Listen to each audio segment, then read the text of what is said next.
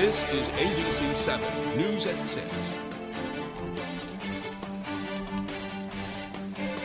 Good evening, everyone, and thanks for joining us. I'm Peter Dubois. And I'm Beth Jones. First tonight, a Maine man who was found guilty of sexually assaulting a 4-year-old had his sentence nearly cut in half. According to the Kennebec Journal, Eric Bard, formerly from Sydney, was sentenced to 50 years in prison in 2015 for the sexual assault of a 4-year-old.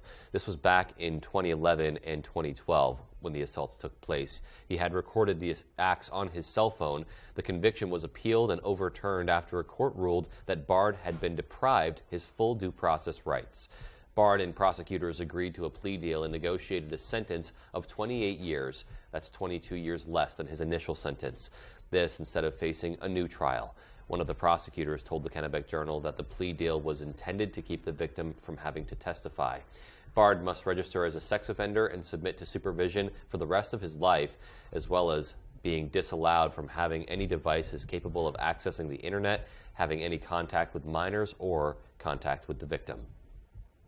In other news tonight, a Bangor church has filed suit against Maine officials over a law they claim violates the Constitution. Our Matthew Jurancic has the story. Crosspoint Baptist Church is suing Pender Macon, Maine's Commissioner of the Department of Education, Jefferson Ashby, Edward David, Julie Ann O'Brien, Mark Walker, and Thomas Douglas in their official capacities as commissioners of the Maine Human Rights Commission for excluding private religious schools from participating in its tuition reimbursement program after the U.S. Supreme Court lifted a ban on public funding for religious schools last June. The state passed a new law that puts restrictions in the program that effectively prohibit religious schools like Bangor Christian from teaching from their religious perspective. In October of 2021, Maine's 129th legislature passed an act to improve consistency in terminology and within the Maine Human Rights Act, which exempts religious schools from observing the Maine Human Rights Act if it violates religious beliefs regarding religion, sexual orientation, and gender identity. In a statement from the Maine Human Rights Commission attorney Barbara Archer Hirsch, she says the organization is, quote, fulfilling its purpose of ensuring the basic human right to life with dignity by preventing discrimination based on the basis of protected class status, end quote. Crosspoint Baptist Church attorney Leah Patterson says she wants the state to allow private religious schools to receive funding just like public schools. At the end of the day, it is crucial that religious organizations be able to be treated fairly and participate equally in programs that are generally available like this. We reached out to the Maine Department of Education for a comment, but did not hear back. In Bangor, Matthew Jurancic reporting for ABC 7 and Fox 22 News. In other news, the legislature's Committee on Veterans and Legal Affairs heard arguments today on whether ranked choice voting should be repealed. At stake is whether voters in Maine should have a second choice when voting at the polls. In the end, LD 1038 was voted down in a 7-1 vote. The Secretary of State's office has always supported ranked choice voting because they say it gives Mainers the ability to vote with their hearts rather than their fears. We know that it gives voters maximum choice in who they vote for. It certainly brings that element of the ranked choice voting tabulation, which Maine voters saw live streamed last fall. That is additional work for the Office of Secretary of State, but we love that work. We think it's really important that the will of the voters is always reflected in our elections. Secretary Bellows says she was happy to see that the committee vote reflected what Maine people want. She added that people rank things every day when making their choices. Well, the Office of the Maine Attorney General is suing several manufacturers for knowingly making products containing dangerous PFAS chemicals.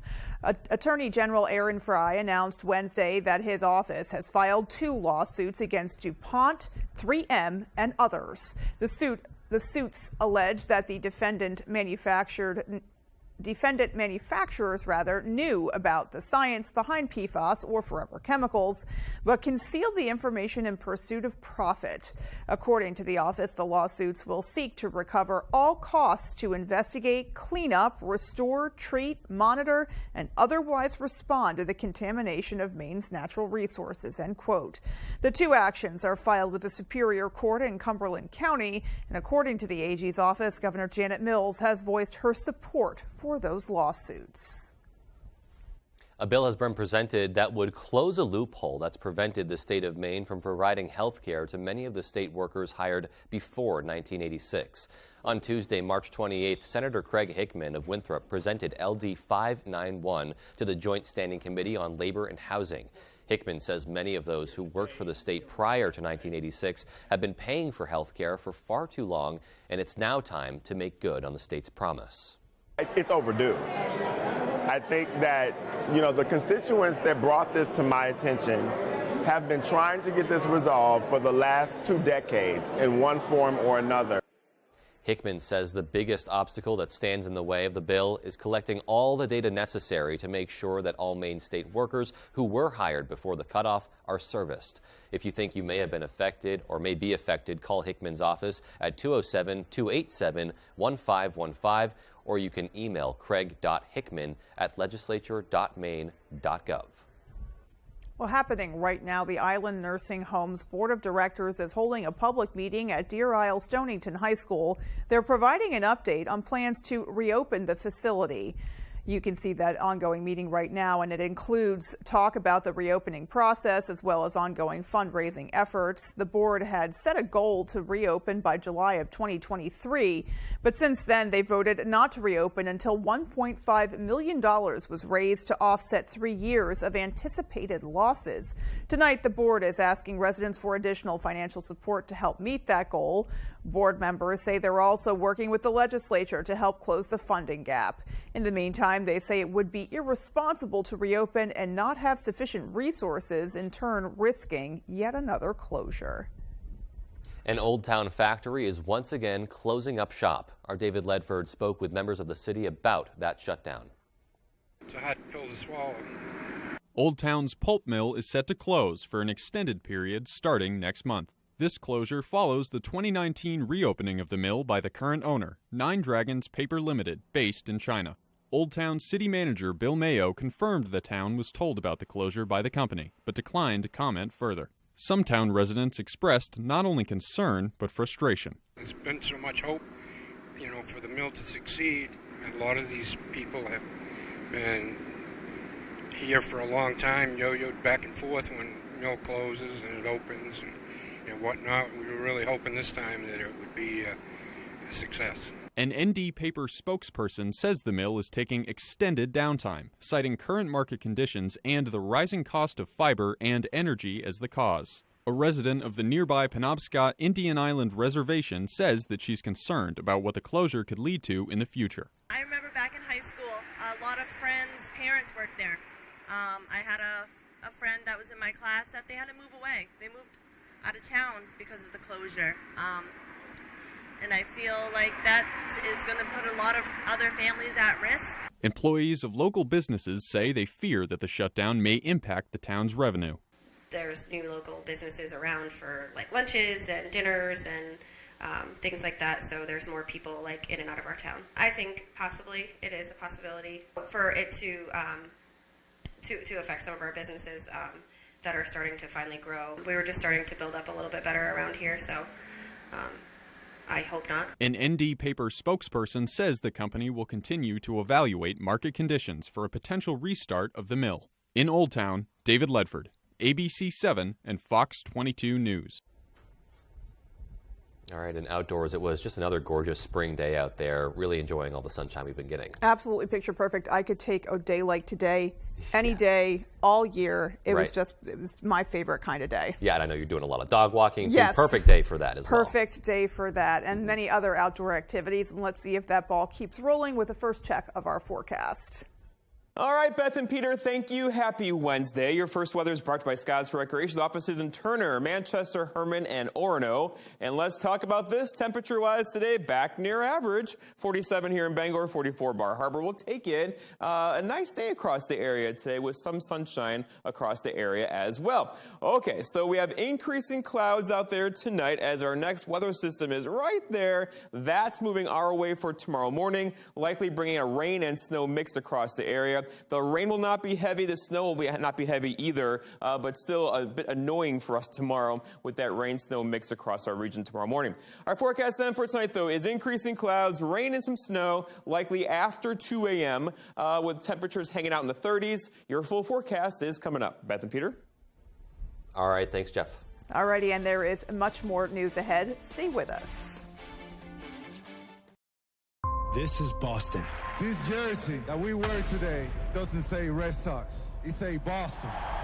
Where it's more than a game. It's a 360 experience. Oh, my goodness! What a way to start the season. Go get him. I will. We'll be watching. Thank you. There's your magic, baby! You gotta love this, Sox Nation. Watch opening day on NESN 360. Looking to haul a new piece of equipment? Homeowners or commercial, Coops Truck and Equipment has the right trailer for you. Coops is the largest dealer of truck flatbeds and hauler bodies in this state and can replace any old rusty bed or outfit any new truck. Our full-service facility can modify all truck and trailers with steel and aluminum fabricators on duty. We are your go-to place for CM truck bodies, H&H trailers, and load trail trailers. For trailers, truck bodies, truck outfitting, and more, it's Coops. Sharing a little joy starts with arriving in good spirits. The energizing Mazda CX-5, beautifully designed signature interior. The confidence of available iActive all-wheel drive. Find your new Mazda today at Varney Mazda, 260 Hogan Road in Bangor, and discover what Varney value is all about.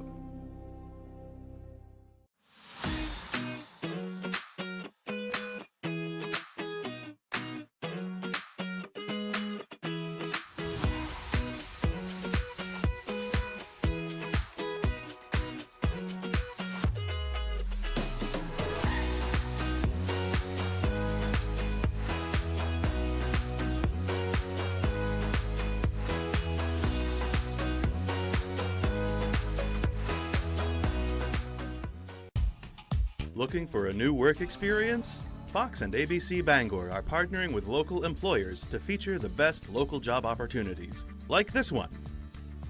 Central Maine Exteriors is a home remodeling contractor specializing in windows, doors, siding, roofing, decks, as well as interior remodels and new construction. We are hiring framing and finishing carpenters. Call 290-2750. You're watching ABC 7 Bangor.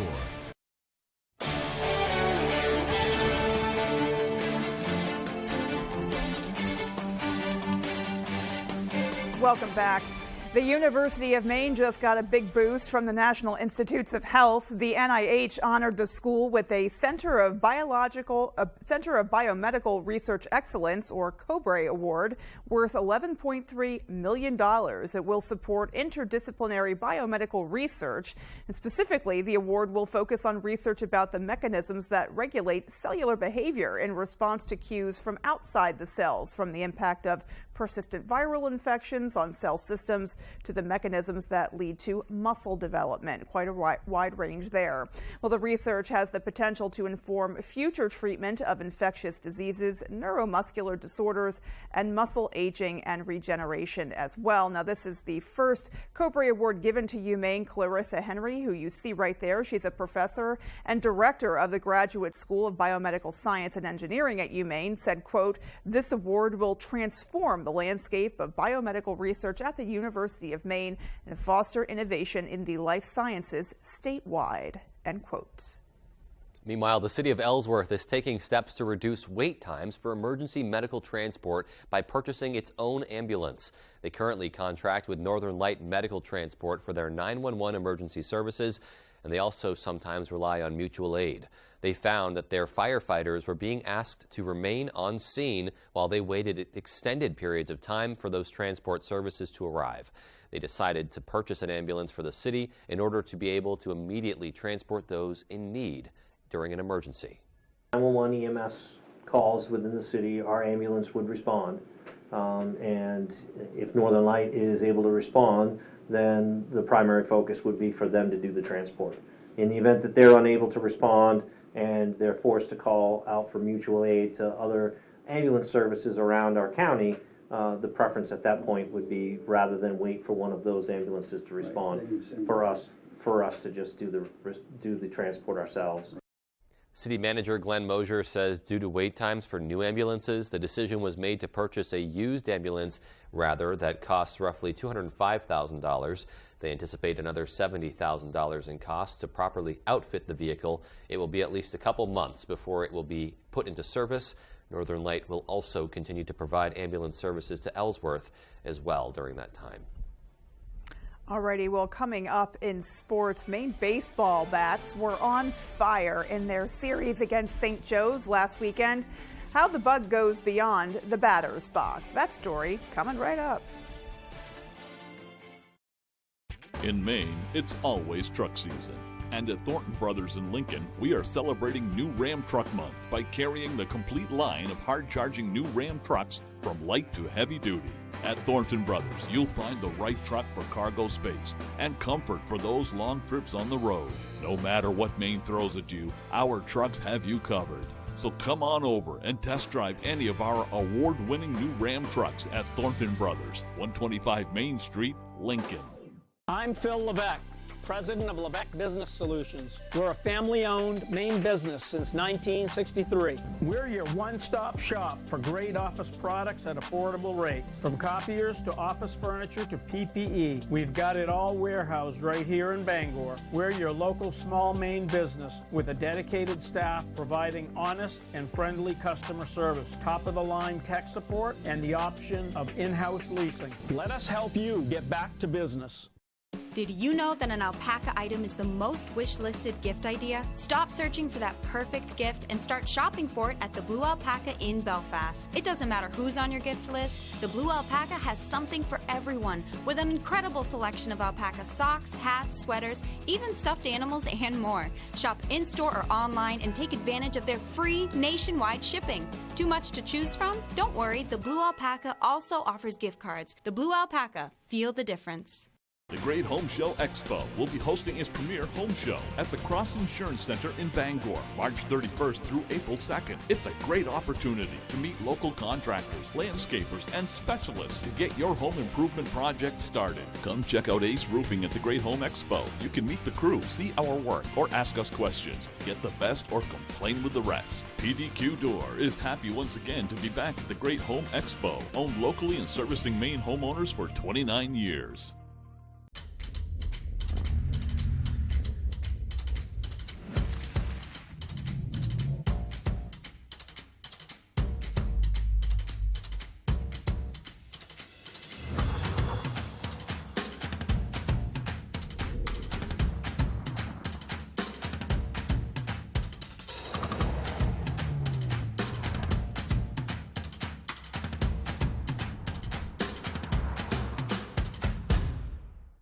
Tonight's Sports is brought to you by Herman Motor Company. Whether you're looking for a new vehicle or to have your current vehicle serviced or detailed, Herman Motor Company has it all.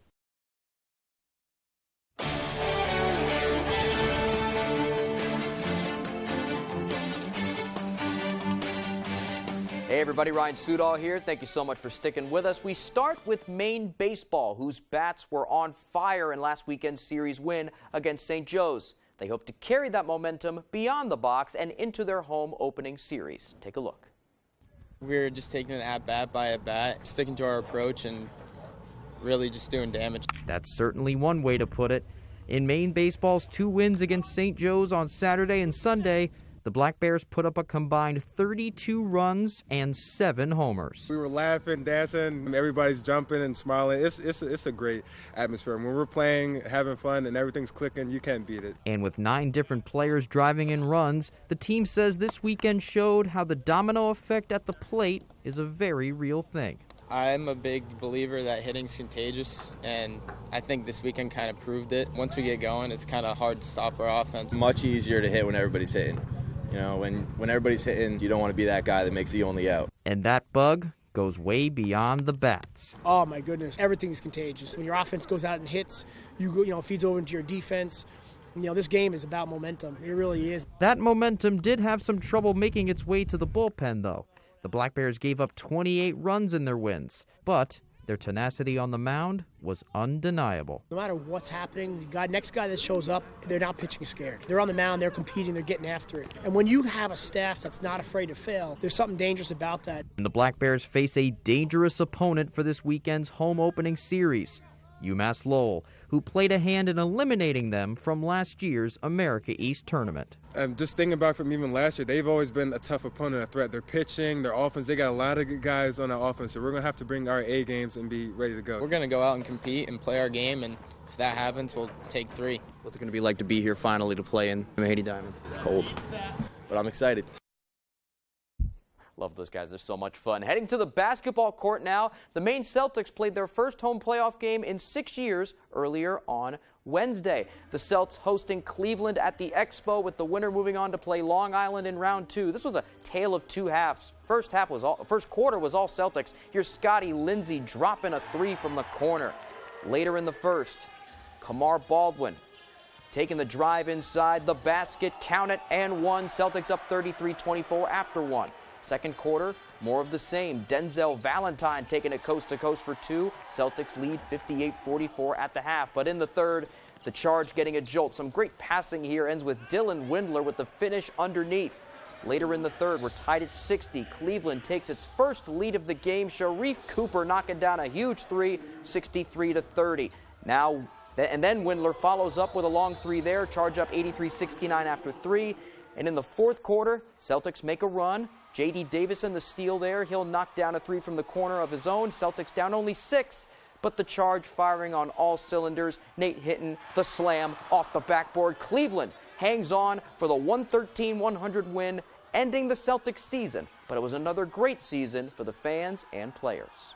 A lot of these guys could have gone other places, could have played bigger roles, could have asked for bigger roles, and they all bought in to try to win a championship in the G League.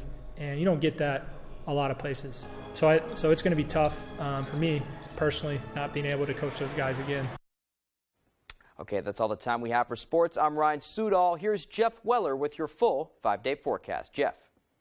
Hey, Ryan, thank you. Your full weather is brought to you by Diversified Ink Tattoo Studio in Penobscot Plaza in Bangor. And okay, so here we go. For us, we had lots of clear skies across the region today. That gave us lots of sunshine. A very nice day, but look off to the west. Those skies are filling in with clouds, and we are in for a little bit of weather getting in here tonight into early parts of tomorrow morning. Okay, so here comes our next system there. There's a combination of rain and snow to the west of us. That is all moving our direction for overnight tonight into early parts of tomorrow morning. It's a pretty narrow band, though, so likely moving through rather quickly tonight into tomorrow. Will give us some light snow and some light rain. And then back behind that, there's another one, as we have a very active pattern right now, which could bring us some more wet weather later in the weekend. First off, though, for tonight. So here we go. It's going to go through quickly. Here's tomorrow morning, 8 o'clock or so. The band's already mostly through the area as a combination of some rain, a little freezing drizzle, and some light snow.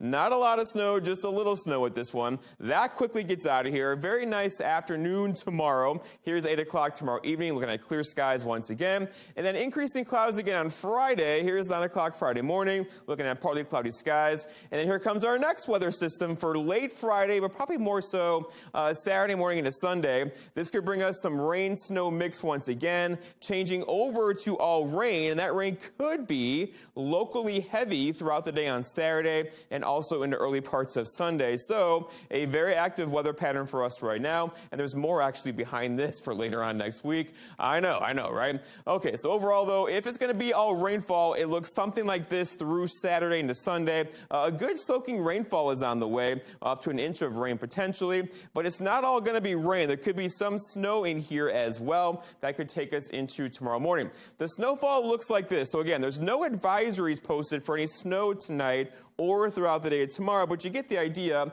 Maybe a half inch of snow here in Bangor, another inch or two up near Millinocket. This will not be a big snow, with some light rain and light snow tonight into early parts of tomorrow. And here's our snowpack again. We're down to 0 here in Bangor, but a lot of snow on the ground just north of us. This weekend system has me concerned because we're going to throw lots of rain showers on top of a good snowpack, and that could give us some flooding this weekend.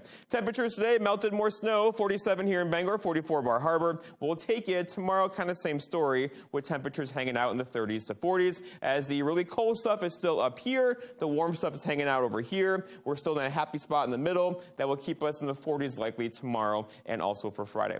Our forecast ends tonight, though. Some light snow and flurries out there, primarily after midnight, more likely closer to sunrise tomorrow morning, with low temperatures down near 27 for tomorrow. All right, so some morning flurries and then colder through the afternoon. We could briefly touch 40 tomorrow after midnight and falling into the 30s throughout the afternoon. And then looking ahead, your 5-day forecast shows tomorrow that morning's chance for some snow. Friday's a nice day at 44. Look at Saturday, rain and 51, and then cooling off again with some sunshine on Sunday. Beth and Peter? All righty. Well, at least another rainy day to look forward to this weekend. If that's what you're into, I know that a lot of people will enjoy that day. If you're looking indoors. for an excuse to stay inside, right? I guess got one that's right it. there. Yep. All right. Well, there's still more to come after the break. Stay with us. Tonight's Stock Report is brought to you by Loring Outdoors. We are looking for committed workers to build one-of-a-kind pack baskets. Head on over to loringoutdoors.com.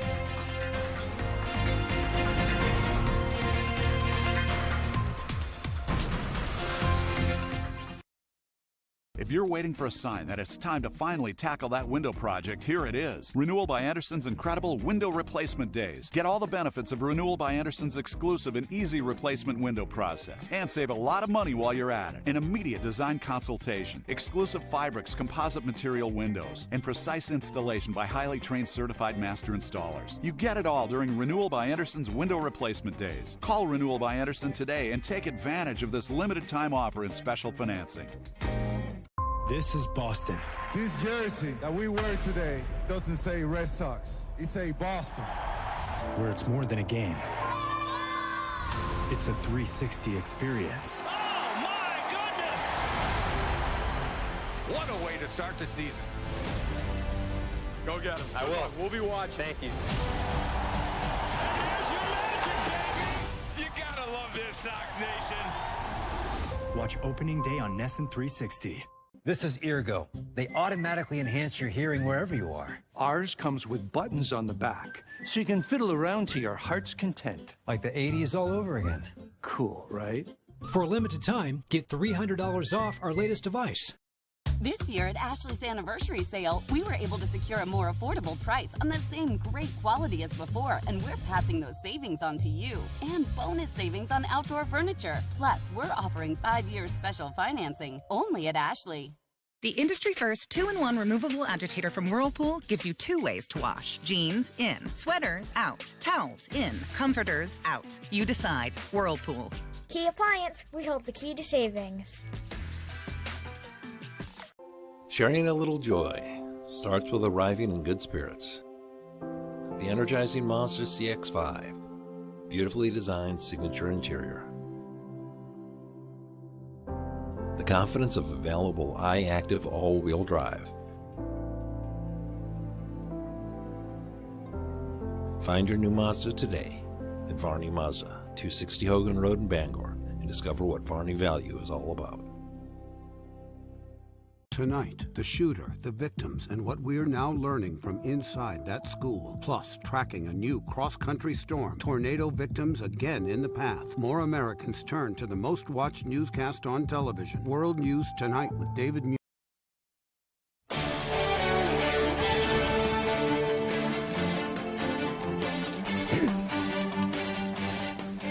Finally tonight, the State House held a ceremony today to honor Maine's Vietnam War veterans. Our Devin Dagnall was there and has that story. America changed a great deal during Vietnam, and those of us who were absent for the change saw the difference.